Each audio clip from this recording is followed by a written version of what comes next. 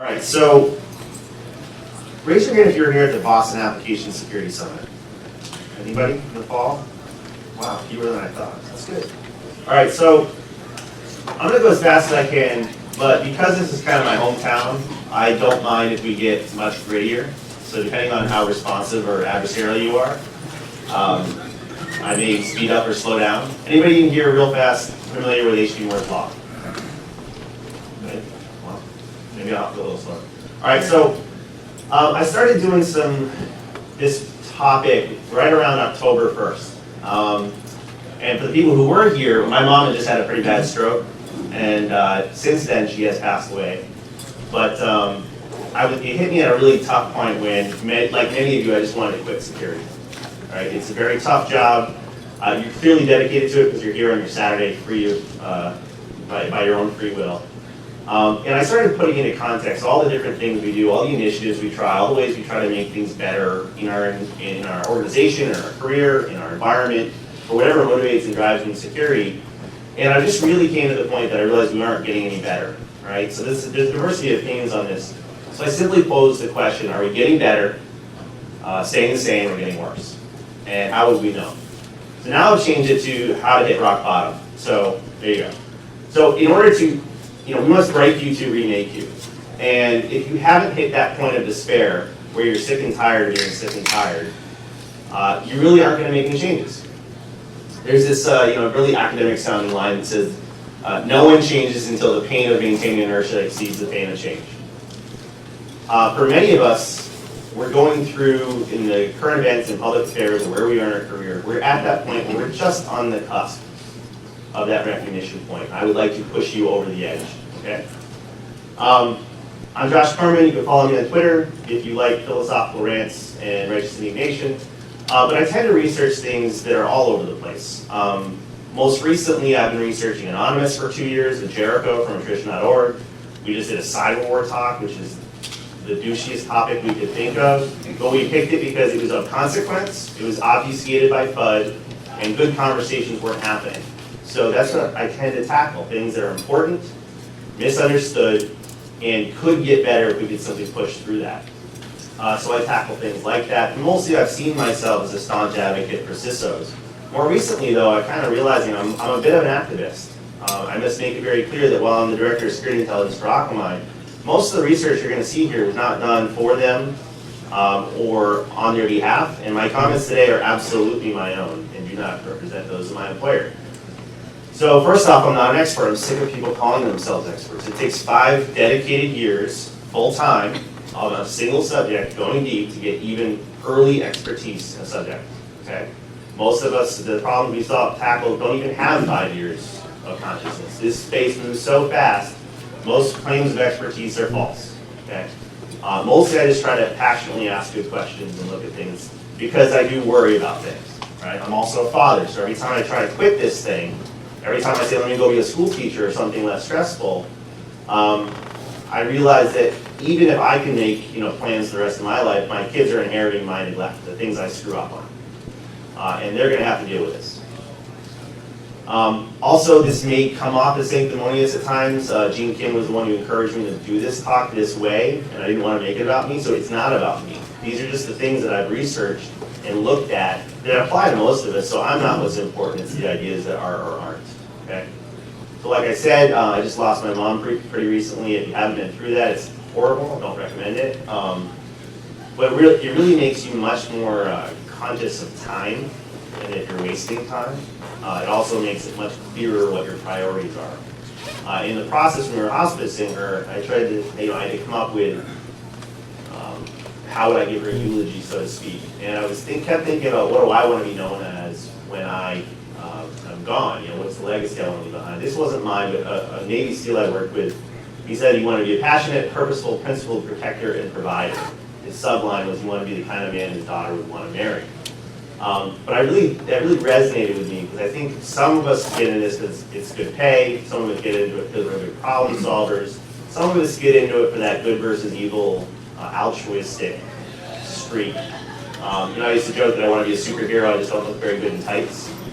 But I'm not that athletic either.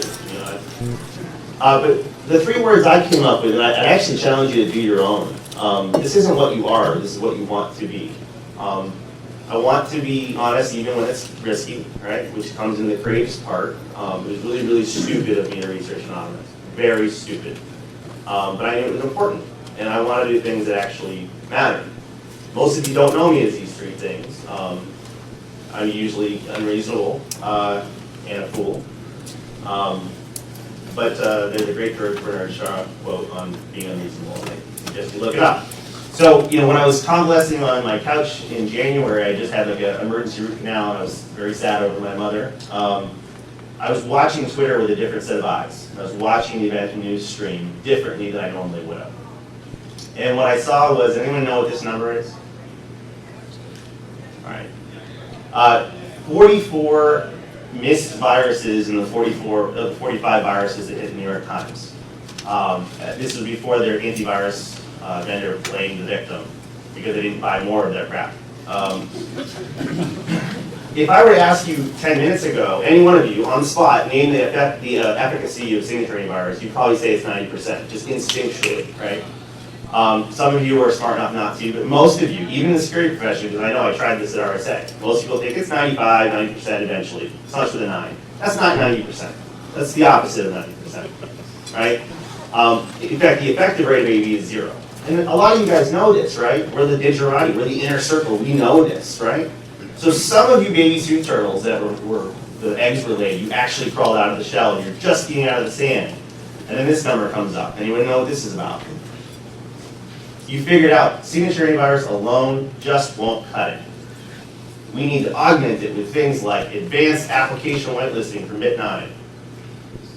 But if you were in that minority that actually knew you couldn't over-depend upon signature antivirus, by the way, we give the most money of any security product in the entire world to that ineffective security antivirus, signature antivirus. So Bit9 was compromised for many, many months.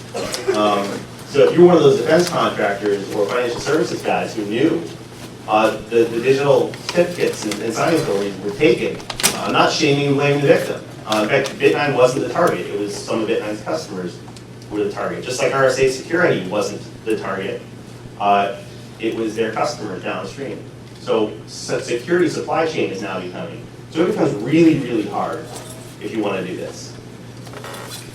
And then the coup de grace right before RSA, what's this number represent? Anybody, come on, this is a dead crowd.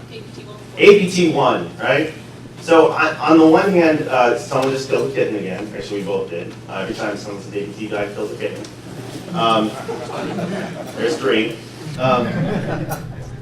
Good, I'm allergic to cats. On the one hand, I'm happy that there's public mainstream recognition of this, right?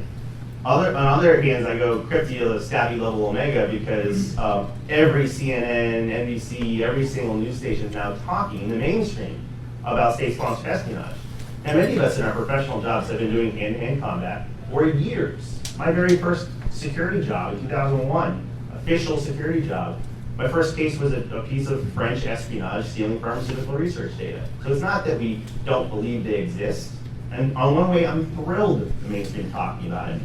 On the other hand, they're calling them hack attacks, like they have a Big Mac attack or something. And we're letting others control the narrative.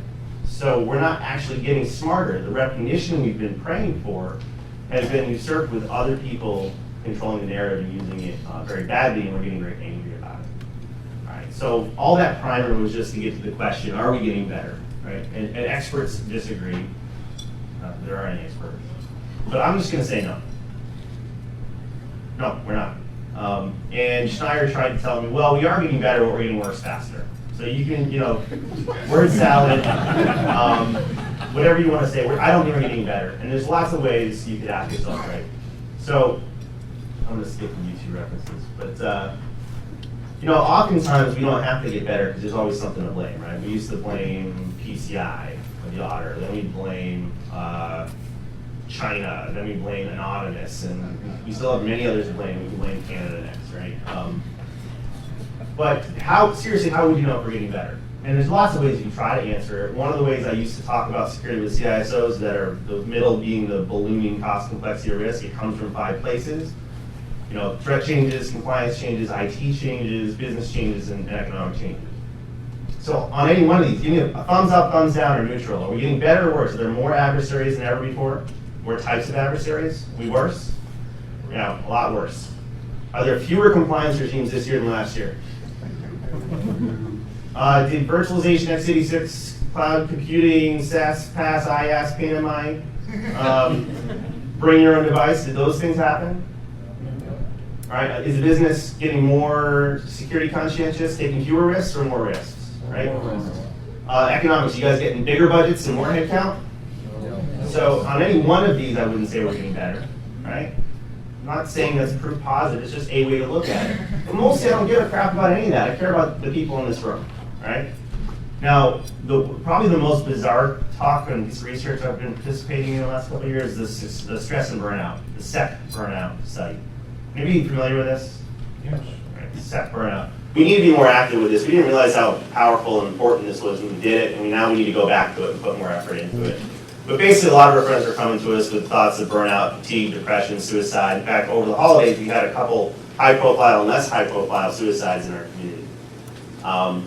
It's a big deal. And some people mock this particular study because they say, well, I don't know what people are complaining about. We're handsomely rewarded. We get to do fun things. We can break stuff. They're a bunch of whiners. It doesn't matter that there's some haters of this. The bottom line is we're a pretty burned out demographic. There's lots of reasons for that.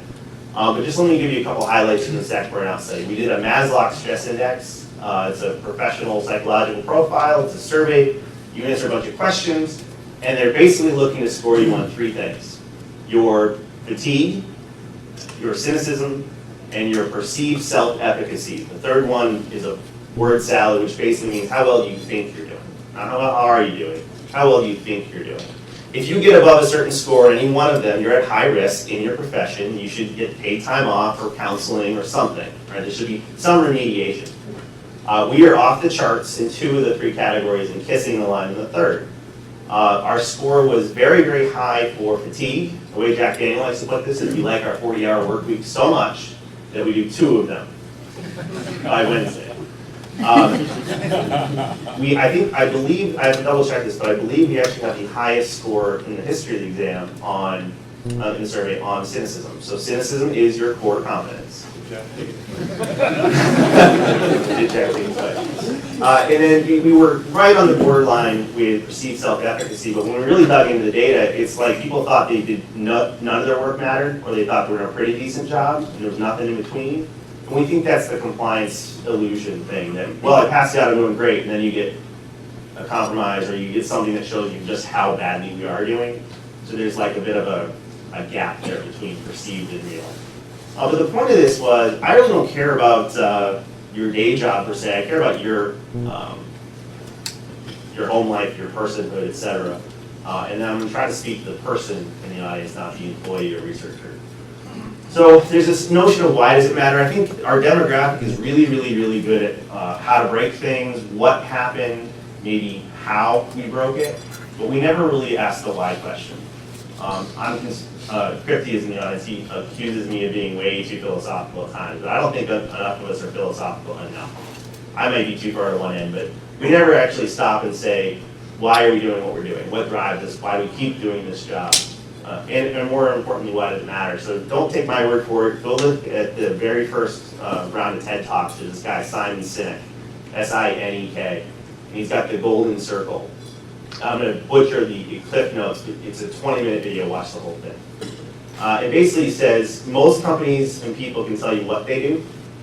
Some of them actually can intelligently articulate how they do it, and almost no one ever tells you why they do it. And that the real agents of change, the real breakthrough companies, the real breakthrough political leaders, they always focus on values first. Why? Because if people value what you value, they'll follow you anywhere. One of the examples is why Apple is more successful than TiVo was. Another example was the Wright brothers over the people who had all the right funding and backing. The one that stuck with me the most is people didn't go to the civil liberties marches for Martin Luther King because he said, I have a plan. It's because they said, I have a dream. So his values resonated with their values, and it got traction. He wasn't even saying anything necessarily new. It was how he was saying it. It was connecting with your brainstem instead of your neocortex, so to speak. But we don't focus on why enough, and I'm going to hopefully, for the time I have with you today in this captive audience, focus a little bit more on why I grow increasingly concerned and why I know we can be better and why we have to be. Now, one of the ways I put things, some of you have seen this, I think this is my first public blog post, but I'm sick and tired of the metrics community talking about frequency times impact. We do a really bad job guessing frequency, but at least there's some backwards looking data. We do a really, really, really bad job guessing impact. It's hard to determine these things. So I'm just going to, I say let's simplify it for my neighbor. How replaceable is the asset? It's kind of related in some way, shape, or form to frequency and impact. But credit cards are the most replaceable asset you can name that we care about. Human life is irreplaceable. Right? Somebody's dead, you can't bring them back unless you want to have a zombie film, which I do like zombies. But if you think about plotting any asset type in this continuum in your environment, we actually spend 95% of our time, money, energy budget on PCI compliance. It's the most effective and most guaranteed use of our time. And some of you know, which I may mention later, I declared a multi-year jihad against the PCI Council. I call it the No Child Left Behind Act, or InfoSec. And I thought it dangerously distracted us. And this is a much better way to depict it, which is that I know Fortune 50 companies don't spend a penny protecting anything but its most replaceable asset type. They ignore their trade secrets, they ignore their sensitive organizational data, they ignore their intellectual property, they didn't do squat. So we focus on the things we had to, at the opportunity cost and neglect of much more important things. And I may bring up this chart again later, but my heart and passion is in pushing us towards the left of this screen. Now, when I first got involved with antivirus, it was really to stop the performance impact of our resources. It took up RAM and CPU and network bandwidth, right? Then it cared about crime. It was fungible assets like credit cards. Then the organized crime and the state sponsor goes after intellectual property. I think in retrospect, the reason I was interested in Anonymous is I saw this as a battle for censorship, surveillance, civil liberties, SOPA, PIPA, ACTA, CISPA, and this becomes collateral damage out of those conflicts. And then the safety and human life issue, if you saw the flash talk by Roy, medical device security is terrifying. Dan Geer, maybe it's the sexy mutton chops, but he is one of my intellectual idols. I say that he has more intellectual potency per syllable than any man on the planet.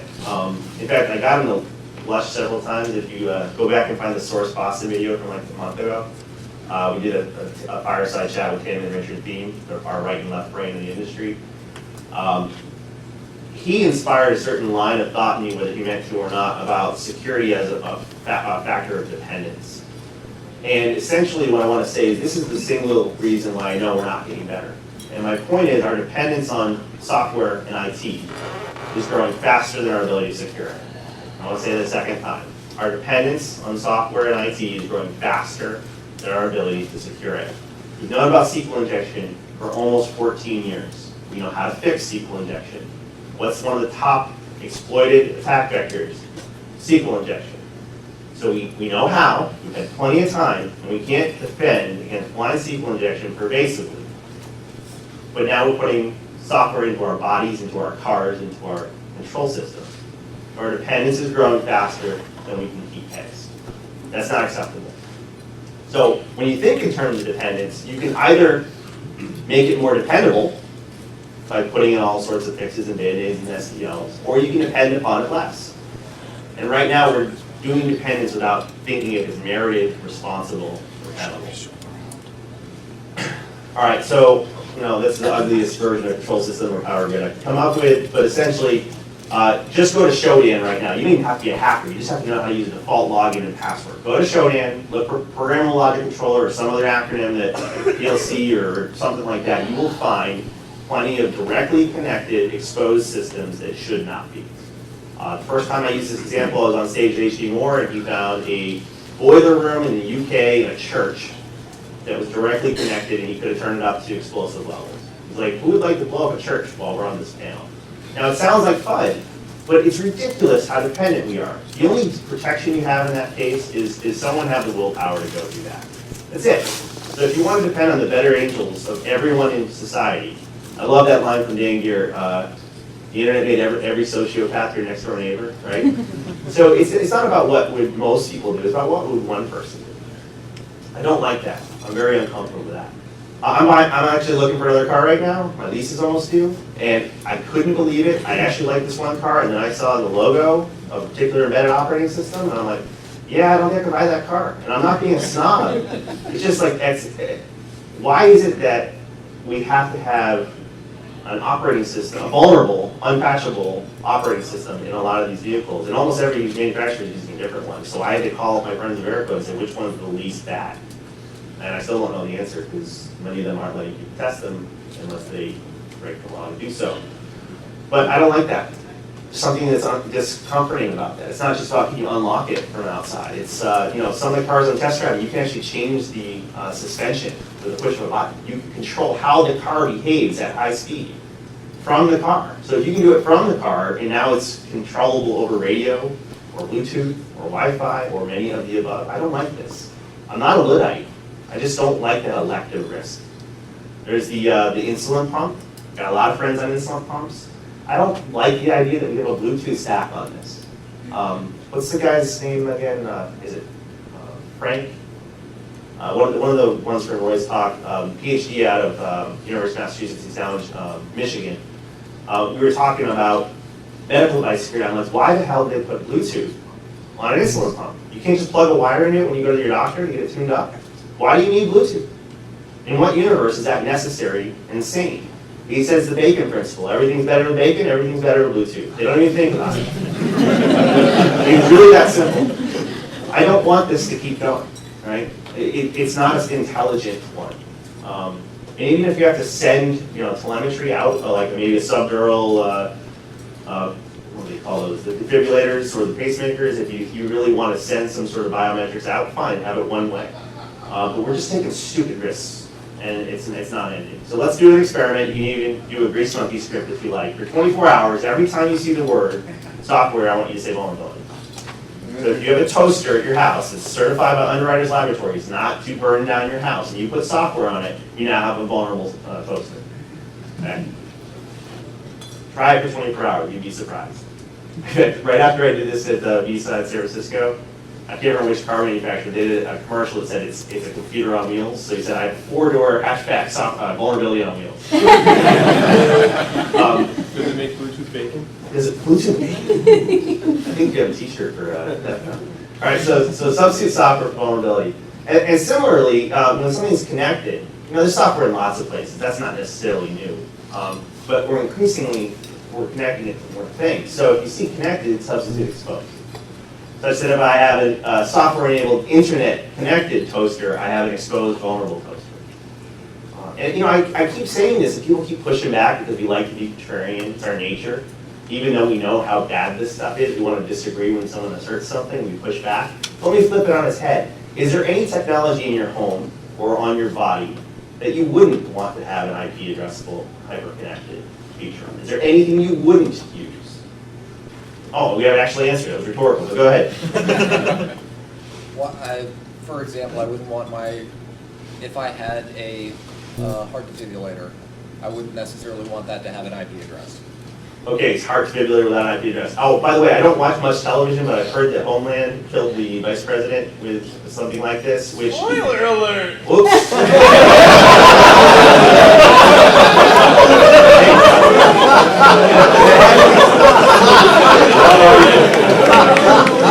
And it had to be Skyler? Yeah. Yeah, because if you were actually directly in the security industry, you'd be perfectly used to disappointment. All right, so anyhow, I like the fact that that's brought up, but I don't like the fact that I heard it was done in a very funny way, and we need rounded, rational, fact-based risk discussions. But I haven't seen it, but apparently there's a second one from a less popular show. But I will not spoil that one. I keep thinking JetBlue and they have this Cisco commercial over and over of the Internet of Things. And I'm just going to be honest, I am not comforted by the Internet of Things. I'm not. It doesn't sound like a dream come true. Some things don't belong connected. Now, this is coming. It's going to happen if we're at the end of years. You know, there's certain things that are just unstoppable. But some of us have to be the voice of reason, and some of us have to actually point out maybe we can start categorizing certain use cases where that's not a great idea yet. Like my scale in the bathroom. Sure, sure. I already hacked that. It's actually 5 pounds heavier. All right. So, you know, we tend to also bring technical responses to these things, but I'm going to blitz through some of this. I actually think our problems are cultural, and Jim's seen this now at least 3 times, so I'm really, really sorry. I have a love-hate with OWASP, okay? Open Web Application Security Project, they often met here, I think now they're meeting in Akamai. Great volunteer, open source, free technical training and technical resources and technical tools. Absolutely no people skills. Every time I get a developer motivated to come to their first OWASP meeting, different chapters are better than others. They leave saying, what a bunch of judgmental jerks, right? They just tell me programmers are lazy, they're arrogant, they're stupid, they write bad code. You know, it's not how you win friends and influence people. So I think what we have is plenty of technical supply, but what we've lacked is sufficient cultural demand. Right? We haven't made them understand why it's important. We told them what to do or maybe even how to do it, we never told them why to do it. Back to that golden circle. So I say screw the OWASP top 10, I want to see an OWASP top 1. If we can't figure out with a narrow use case how to eliminate one thing and why it's valuable to eliminate one thing, then we don't have the credibility or the permission to ask them to do more. And I'm not discounting it all. I really love a lot of the efforts, and some of the things they've done have made it much easier for people who already know and want to and have already found religion. But it is, in religious terms, it is a bit of a cult. And it is a bit of preaching to the choir.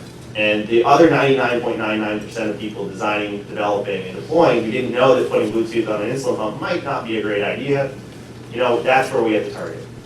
So I think culturally our demographic tends to confuse activity with effect. Just because we're busy doesn't mean we're making progress. We tend to go for the symptoms, not the root causes. This is the proverbial fighting the heads of the hydra instead of killing its heart. This is what philosophers do. They look deeper, right? They look at what is actually causing the bad behavior.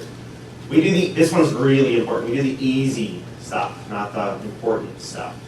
So this is the proverbial picking the low-hanging fruit, okay? We've done it. The orchard is picked clean at the bottom branches. Now, when all you've done is the easy stuff, what are you left with? Not rhetorical? The hard stuff. The hard stuff, right? Which tends to map to the important stuff. So somebody at this point usually shouts out before I even get here the Pareto principle. But Josh, don't you believe in the 80-20 rule? Yes, I do. I also know it's not magic. We can have it backwards. I think we do. Right? You can't be certain that what you're working on is the sweet spot of the 80-20. Right? So when I see best practices, I am almost certain they are not. Usually it's a good practice at best. Typically it was a good practice in 2003 when we had different IT, different adversaries, and different compliance environments. PCI was cutting edge when it was conceptualized, and it took several years of community to get to its first version. It's hardly changed at all since its first version. What we consider best practices aren't. And whenever I hear somebody say, well, I'm just aiming for good enough, they're going to miss, right? Good enough typically isn't. It really depends on what you're talking about, the context, the adversary, the asset, et cetera. So I think our problems are really down in incentives. Now, I don't want to just break you down, I want to build you back up as well. Now, I don't actually have the answers, but I ask really good questions usually. And I'm going to give you, this is the part I don't like doing, but Gene made me do it. I'm going to actually drive through a couple of the experiments I tried and if I thought it was valuable and why. For most of us, though, we don't actually want to get better. But since you're here on a Saturday, I'm going to assume a good chunk of this room, at least for the next few slides, we're going to assume that you actually want to make progress. How's my time? 20 minutes, 25 minutes. Okay. So if you want to do things new, you can't do it on well-worn paths. You have to look in the dark edges of the map, and sometimes there's dragons there, and sometimes you regret it, and it's a little bit of trailblazing, but you can't keep doing the same thing over and over expecting different results. I think Einstein called that insanity. So really, really early on, I said, you know what, there's these 7 dirty secrets of the security industry, you're not going to read them all, but secret zero was that you don't have to be, if you're a vendor, you don't have to be ahead of the threat, just ahead of the buyer. And I think that's one of my most foundational recognition points was that we get our education on threat from the very people selling us anti-threat, and because it's so hard to do primary research, because it's so hard to know what's going on, and the topic is so vast, this tunnels us down to things that are almost by definition not going to be the right things. You can read them more ones later. This isn't really supposed to be autobiographical. It's just you have to start with a healthy distrust that you're not going to get the most important things from the private sector vendors. You're going to get the things that the private sector vendors are incented to tell you about. The second thing I did is that instead of just beating down vendors for being liars and cheats and snake oil salesmen, what we need to do is start actually building more defensible infrastructure. This is why I got interested in OWASP in the first place. It's that we have so many people writing future code, you can't just scan for vulns and band-aid vulns and put WAFs and IDSs and firewalls in front of vulns forever and ever and ever. You actually have to start producing less vulnerable Swiss cheese out of the vulnerability industrial complex, right? So we did this in San Francisco, and we said, look, if you build a skyscraper in Boston, you just build a skyscraper. You build one in San Francisco, there's a pesky little environmental problem, perhaps you've heard of earthquakes. So you had to design with the anticipation of earthquakes, just like software needs to do more. So there's plenty of materials there. I'm not going to give you a whole pitch on Rugged, but that was the idea of how do you encourage the supply and demand for better, more defensible infrastructure. Then actually here at the very first BSides, I said, you know what, we're part of the problem. The echo chamber is part of the problem. You got FUD, which is fear, uncertainty, and doubt, but then we go completely the opposite direction and we deny things we know to be true, right? Because we want to be a cantilever to things that sound scary. And then the echo chamber and all the blogators and bloggers, and there are people whose full-time job it is to blog and blog and blog, and they're blogging on topics they have absolutely no idea what they're talking about. So it's really hard for a practitioner who wants to find signal to separate it from noise. So I knew we were part of the problem. Then Christoph inspired me. He said, you know, thanks to punctuated equilibrium with all this x86 virtualization and cloud computing, we can actually say, screw the past, we're never going to get that right. Let's do it really much better with virtualization and cloud. So we tried to dive in and get in front of the cloud security alliance and everything, and it didn't work. Then I realized, you know what's distracting us is that even when people know what they should be doing differently, they can't. The only budget they have is for the chosen few. PCI has required 11 technologies, which are our most antiquated and ineffective technologies. And I said, look, in our attempts to make, it's just like the No Child Left Behind Act. You had really good security practitioners, average ones, and late bloomers, then you had the negligent that did nothing. And when PCI tried to define a minimum for the negligent, we got a minimum for everybody. It sucked most of you down into a hole where you could do nothing but protect your card data. And it really froze a lot of innovation. Some of those really interesting, innovative technologies that I was playing with at ISS and other places, they died. Or they got sold for pennies on the dollar because there was no market for it. And then when I became an analyst at the 451 group, I had hard numbers to show how the ramp of revenue was going like this, and then it dove off. And pretty much the only ones doing good during the economic downturn post-2008 were the PCI chosen few. So this isn't even just a theory. There was data to substantiate this behavior. That's why I had to tackle that and make us depend less upon it. I can't make you avoid being compliant. I can make you less dependent upon it. Then I went to the metrics community. I did the zombie apocalypse. I said metrics are bunk, and we did a zombie apocalypse and we had analogies to Moneyball. That's Alex talking with my co-author. And several of these people are CISOs, or Wendy took my old role at 451. But the point here was that we keep thinking maybe metrics and numbers will save us. If we actually just get evidence-based decision support, we can leave faith-based decisions. The problem is most of our numbers we're looking at light as best. We're using statistics like drug use and post more for support than illumination. And the current state of art is that mostly we're just doing numerology. Right? It's still just faith-based, but it's faith in random numbers. It's a guess time and assumption in some elaborate spreadsheet, and then we're feeling better about ourselves. Then we got the burnout stuff. I'm not going to repeat that, but essentially we realized that we had to take care of our own, or else none of us that could solve the problem would have the energy to. My wife got really, really mad at me, but then I spent a couple of years researching Anonymous, and Jarek and I actually spent over a year writing a very, very long blog series. Some people in the room actually helped quite a bit give us harsh feedback in private before we provoked the hornet's nest, but we thought it was consequential, and what I started noticing is, even if you don't agree with their tactics or don't think they're necessarily that talented, they were actually upset about some things that most of us are pretty upset about too. Increased surveillance state, censorship, problematic legislation, things like CFAA, things like SOPA, PIPA, Act, and CISPA. And in the process, they actually drew my attention to the fact that the UN is trying to take over the internet. It's currently free and open and governed by no one, and they're trying to make it the sole province of nation states who want to introduce taxing, tariffing, censorship, and surveillance within the borders of their countries and their routers and whatnot. So the anonymous stuff was interesting and challenging and scary, but I also thought this is where I started realizing that our cybersecurity knowledge was starting to impact our personal lives. And if they were too aggressive, they were going to cause bad laws. And if they were too reckless, they were going to cause bad outcomes. Okay. H.G. Moore's Law, I thought most more of you would know this by now. This is what happens when you go to DEF CON and Black Hat all week. And then you go straight from DEF CON to MetroCon. You get H.G. Moore's Law. So spending a lot of time with hackers in the desert, drinking too much Jägermeister and things like that leads to H.G. Moore's Law. My simple assertion was, for years I was trying to say what PCI wasn't enough, and now I had a way to prove it. And the assertion is, just like Moore's Law's compute power doubles every 18 months, H.G. Moore's Law is the growth rate of a casual attacker. We're talking in terms of slang, it's the growth rate of a script kiddie. So someone with absolutely no talent at all, how strong are they? Because the basic assertion from Bob Russo and the PCI Council was, well, Josh will never stop a determined attacker, but will at least stop a script kiddie. False, demonstrably false. So what I'm going to do here, I'm not going to walk you through all of it, but what I said is every attacker class is 100% successful when you do zero security. As you add security that's effective, you'll start to cause drop-off rates in the adversary. And the casual adversary, the green drop-off rate is how strong is Metasploit today. So largest open source project, I think it's one of the largest Ruby projects, right? The largest? The largest Ruby project. So very talented people in this room, white hat hackers, gray hats. Every day they're adding new modules, new exploits, new evasions, new collaboration tools. There's whole things like add-ons and different things. There's a social engineering toolkit from David Kennedy. So smart people are making the script kiddie stronger every day. I'm not getting into a moral discussion. I'm simply saying good enough, whatever good enough you want to call it, is harder every single day. Unfortunately, we have very static and brittle practices. This purple line, the only one that's past H.G. Moore's line, is how you make the QSA go away. That's the QSA adversary. Right? So the only adversary we can actually stop is the self-imposed, self-inflicted head wound. And every day, H.G. Moore's Law moves to the right.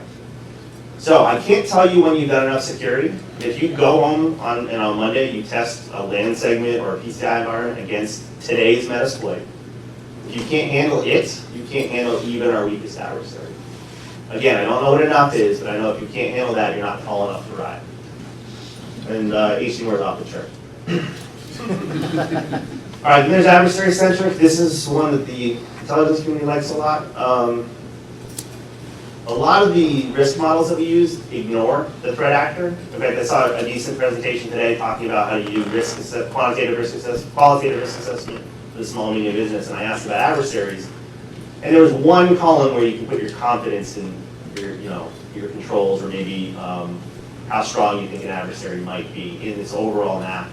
But I'd like to put to you, just in crude terms that my neighbor would understand, the key determinant in the breaches that's been more than one a day for the last 3 years wasn't anything you did, it was who was after you. The key determinant is the who's after you. And too often we bury that way underneath the asset value and things like that. We could have glorious debates, but a friend, David Eshu, and I spent a lot of time saying what really starts to matter is chaining, much like the kill chain. Everybody seen the Lockheed Martin kill chain? That's really a when horizon, but each one of these chains will have their own kill chain. It's essentially, who is after it? Why are they doing it? Which assets do they target? Because they don't all go after the same things. What impact does it have, and what are the TTPs or methods? So again, a who to a why to a what to a how. And when you can start to do that, this is how I can tell which anonymous ops were fake. There's lots of false flags. There was a point where very few anonymous ops were false flags or faked by some organized crime gang or whatnot. If you look at the Sony 21 punishments, 21 punishments in a very short span of time. They only publicly took credit for 2. We only attributed 6 of them to them. Who did the other 15? Only 6 of those 21. The media still thinks all 21 were not. But I knew the moment you saw 77 million credit cards stolen and had never once gone after credit cards that was not anonymous. Later it proved out it was not anonymous. I have a good hunch who it was, but it wasn't anonymous. The models like this not only help you make better decisions about your limited staff and budget on what to protect from whom, but also help you in an incident response. A lot of these banks think they're getting attacked by a spontaneous protest, and it turns out it's actually organized crime, doxing the front page, so you can't notice the fraud. So it buys time for money mules to actually perpetrate and make it actual value instead of potential fraud. All right, then Gene, Kim, and I got back on the rugged bandwagon with DevOps this time, because DevOps is IT at ludicrous speed. And what we realized was that this was either the end of IT security as you know it, or a chance for IT security to evolve. And we're working with people like Netflix and Flickr and Etsy, who went from doing 50 changes a month to 50 a week to 50 a day to more than 50 an hour. And we can barely harden servers at the rate of 5 a month. So this was an interesting piece of work that I won't go into. Remember I said Anonymous pointed out the UN takeover of the internet? Well, now I go on my nights and weekends to internet governance forums because the UN is in fact trying to take over the internet. And they came pretty darn close in Dubai in December. They're going to try again this month actually in Geneva. I think it's actually next week.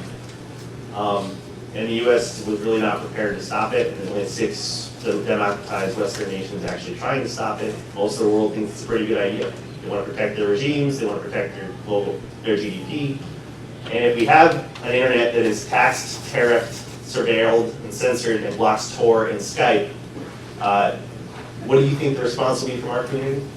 So I'm not as concerned that Anonymous is going to DDoS them. I'm much more concerned that our 35-plus-year-old gray hats who are really talented are going to have to formate an insurgency. And I don't want to get to that.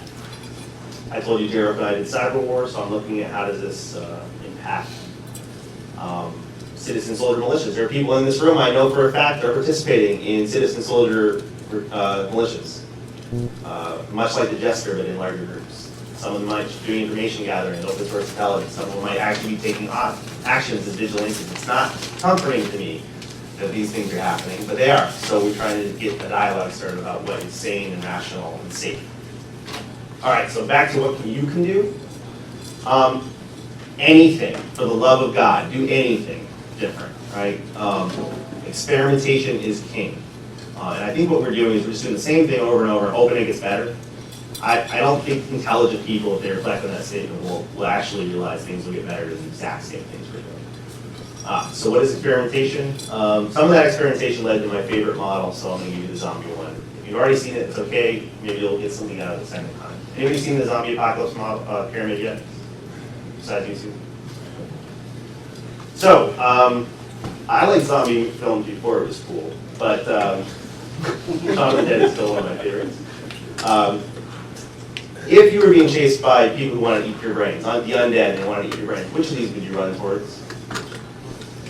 You don't stand a chance in that barn, friends. You're dead. I don't care how good you are. I don't care how much ammo you have, you're dead. So we have to choose defensible infrastructure. And my wife's a dietitian, and she bought me a nice food guide pyramid for zombies. They mostly eat brains, a little bit of gristle, whatnot. So I made a survival pyramid for the zombie apocalypse. And what I'm saying is it's not buying security products that keeps you alive. It's procuring defensible infrastructure. Whether you're writing it with a good SDL, whether you're choosing this Android platform or this Apple iOS, one mandatory access controls, one's discretionary, one has a chance, one might not. You have to make choices like this with your CIO and CTO. If you're not picking defensible infrastructure, you're going to fight bravely and die quickly. And it's one of the reasons we push the rugged DevOps stuff so much. The second key to survival isn't security either. And this is how you actually secure anything, by the way. It's ironic that the two most important building blocks have nothing to do with security. This is reducing the entropy in your environment. So Gene Kim wrote a seminal piece of work based on surveys of the top performing IT organizations. It's called Visible Ops. Now he has the Phoenix Project book, which is even better. And essentially he found 3 patterns that led to the best outcomes. Do you know what you have? Do you know when it changes? And do you have a tolerance for 0 unplanned changes? So the tighter run IT operations shops actually have a chance to use anomaly detection. They can actually find needles in haystacks. They can actually tell when there's suspicious lateral movement. So having a well-run IT shop lets you manage change much better and know when people are attacking you. Now the idea with the pyramid is the stuff at the bottom has a high return on your investment and the stuff at the top is the empty calories. Third thing is situational awareness. So if I ran from the undead and I chose a defensible infrastructure, and my fellow survivors keep their wits about them and they don't panic and scream. If we're in the dark, do we have the floodlights, the door sensors, the cameras? Do we know who's attacking from which direction? Is it zombies or werewolves or vampires? Because I need different countermeasures for each. How many from which direction? So we are poorly instrumented in our environment. And you're recently, finally, after this APT1 stuff, you're starting to see more people investing in broader visibility and better instrumentation. Not just in the network level, but at the code level. There's a good OWASP project for application visibility. So again, defensible infrastructure, managed well instrumented, and then, and only then, you use your limited countermeasures. 99% of our activity is buying an anti-foo for a foo, right? So we need the OO and the OODA to inform who's attacking and which things we actually need. So I mapped my replaceability continuum against the squished pyramid, and I just thought about the conferences I've heard of in the last couple months and what they're focused on, and you look at the type of submissions, and most talks and most conferences are talking about countermeasures for the least replaceable, the least important assets. You have a couple things like, medical device insulin hacking, sometimes. Thanks to APT1, we are starting to see people talk about situational awareness the last 2 years. I'd love you to start leapfrogging and going down the pyramid earlier than you might otherwise have. And if you're a researcher and you just want to cut a name for yourself and differentiate yourself on something consequential and underserved, I'd suggest you don't find another piece of Android malware. I think there's plenty of those. I'm on a couple conference committees, and we had 80% of our submissions for Android malware talks. I never want to see another Android malware talk for as long as I live. It's not that it doesn't matter, but how come there's hardly any talks about working the law or about critical infrastructure attacks, and when they are, they're usually someone who doesn't actually have the credibility to talk about it. But if you want to differentiate yourself, there's plenty of white space here down the stack, the things that matter. All right. One of the problems is we're mostly driven by ego and money. So I am naive enough to at least ask, could we have something that's a little more altruistic? Could you actually realize that there's things that matter more than just your paycheck or your day job? But since I know people are pretty much selfish, you might think I'm nuts. But actually, there's a really selfish reason to care about those things, right? You actually live in this world too. Social contract theory, as fast as I can possibly do it. Social contract theory, Hobbes said the state of nature is a state of war. Nasty, brutish, and short. He thought people were savages. If you read Lord of the Flies, you probably get a glimpse of what we're talking about. The idea is, if there's only so many coconuts on our island, I should kill you in your sleep and steal your coconuts. But you should kill me in my sleep and steal my coconuts. So none of us are going to be able to go to sleep if we had that kind of a policy. So out of rational self-interest, we form contracts. That's the simplest version I can give you. So whether you're altruistic or just really good at being strategically selfish, there are reasons you should care about that white space. So I'm going to pick on Paul.com. Last time I was on this podcast, we were talking about stress and burnout in the Phoenix Project. And the way we actually weren't completely discussed at the end of the podcast, we said, well, at least we have job security. And I said, so well. But the problem I have with job security is that it lets the pressure off, and we should be frustrated sometimes, and we should be pissed, because back to my point earlier, you don't make a change until you're sufficiently motivated. You have to hit the bottom. So hopefully next time you feel the instinct to say we'll have job security, trust me, we will always have job security, even if we try this harder problem.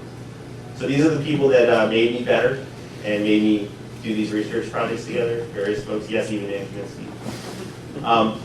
But what you start doing is you mash up their brilliant ideas with your ideas, and you start getting interesting things. And we're not going to go through the metrics numerically. So back to the sick and tired. I love that line from Alcoholics Anonymous, right? I'm sick and tired of being sick and tired. So if you're perfectly happy and you think we're doing a great job, there's nothing to change. If you are sick and tired of being sick and tired, if the pain of maintaining inertia is greater than the pain of trying something new, why not experiment? So I'm not going to beat you on these, but to tease you for hallway conversations and maybe over a beer. Some of the areas I want us to hold our nose and eat our lima beans this year for 1 year, we may actually pitch this at DEF CON, is should we explore professionalizing our trade? We hate it. We hate ISC squared, we hate CISP. But we have absolutely no way to get rid of charlatans. None. We've tried. And we have absolutely no way to separate really talented people from pretenders. So we actually want to have some people do some uncomfortable experimentation with the notion of professionalization. Same thing with litigation. We can complain about the CFAA, or we can propose something sane and tenable. We can hope EFF saves us because we throw a couple dollars their way, or we can get technically experienced and literate people engaged with law professors. I'm trying to do this right now with Wharton School and other places, with law professors, with people on the Hill. Legislation. Kripke is going to literally blow a fuse in his brain next time he sees something like Lieberman's last bill. So we can either complain and excoriate them with blogs about how bad their language is, or some of us could try to infiltrate, I don't mean evil in evil ways, but we could actually try to propose boilerplate rubrics and language and framework and give it to them. They often will take some because they lack expertise. I'm not saying this is easy. I'm not even saying it will work. Those are really complex systems that are well insulated from outside ideas. But if you think about how we hack a mobile phone architecture or a complex SAP system, we do that stuff all the time. So how do we take the kind of person like Charlie Miller who can, look at an Apple battery that catches on fire, and how do we apply some of the same systems thinking to map out, break down, and navigate some of these tougher things? I've already started trying to do this. It's hard. I wasted a year trying to figure out how to do it. But we need more people to help and do experimentation on that. So you can either DDoS when you don't like the law, or you can help supply a law that isn't going to cause infringement on civil liberty, so it might actually solve some of the security things that they're trying to do. And then, yeah, even a lobby. Don't throw anything, please. Somebody approached me after a talk I gave and said he has tremendous experience doing political action committees. There's 501c3s, which you know of. There's also 501c4s, and there's political action committees, and there's laws about what these things are. And ultimately, the conversation became, all those things I just mentioned, we should do one of each. If you have any experience or in any of these avenues, because just complaining about it doesn't seem to be doing much about it. This one's, I think, right up our wheelhouse. We have some of the best professional social engineers on the planet. And we would more rather make fun of Legat for being on CNN than put really capable people that we chose deliberately in front of media. A few of us have crossed over to mainstream media in little fits and spurts. I'm pretty happy to see Relic. Dave Kennedy's had a couple of really decent and intelligent spots. But we also have people who have absolutely no idea what they're talking about, getting up and talking about antivirus again. So I'm pretty sure we can handle this one. As long as no one makes fun of us for using the cyber word, All right. So the irony is, and I only have a minute here left or so, Yes. a minute. I was looking at my Building a Better Anonymous series that we spent over a year on, and I realized if you take out all the anonymous references, I was actually describing how to build a better InfoSec. The heart of that piece was ultimately saying there's 3 steps to making a better anonymous. You have to know why you're in existence, right? What's your statement of belief in your first principles? And I don't think we actually know why we do what we do as a community. Right? There's some community level interest things that we just drink our way through. The second thing we said was you should define how you're going to conduct yourself, with your code of conduct, your parameters, how you're going to execute your will. If you have something that's important to you, how are you going to go pursue it?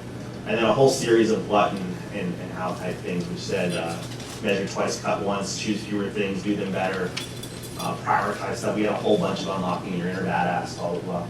And if anyone's even remotely interested in helping to start this kind of stuff, we have plenty of thoughts. We just need more participants.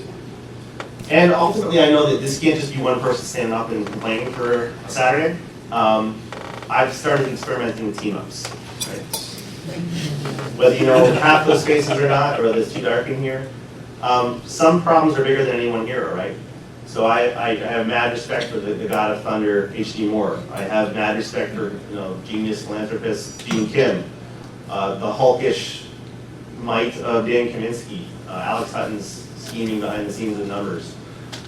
We have really decent folks who tend to work on their own projects, but very, very impressive results have come when I put these folks together on specific projects. These folks and others.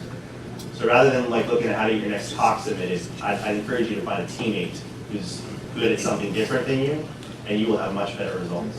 Wait, who gets the team up for Scarlett Johansson? Yeah, we didn't have a Scarlett Johansson, but I did have an evil squirrel. So. All right. And if you guys stupid, honey badger don't care. Because honey badger does care. And I hope you do too. All right, can you do better? Make it better? Thank you.